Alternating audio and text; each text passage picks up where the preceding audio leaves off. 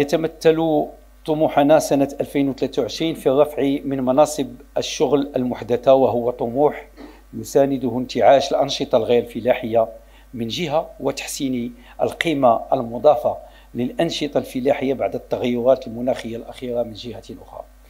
وإدراكا من الحكومة بالدور الأساسي لتوفير مناصب الشغل القارة في الإقلاع الاقتصادي، واقتناعا منها بأن العمل الحكومي لا يمكن أن يؤتي ثماره إلا في مناخ يسوده السلم الاجتماعي، فقد جعلت الحكومة من مؤسسة الحوار الاجتماعي أولوية لها. وبالفعل فقد شهدت سنة 2022 سلسلة من جلسات الحوار الاجتماعي أسفرت في توقيع اتفاق وطني تاريخي في 30 أبريل 22، والذي منح مكاسب جديدة للطبقة الشغيلة، ومكن في ظل سياق صعب من دعم القوى الشرائية للأجراء في القطاعين العام والخاص.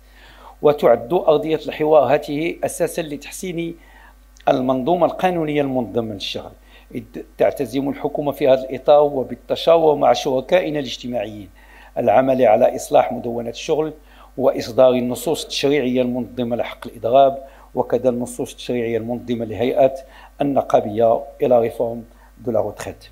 قبل المغادرة ما تنسوش المشاركة في القناة وتفعيل الجرس ليصلكم كل جديد.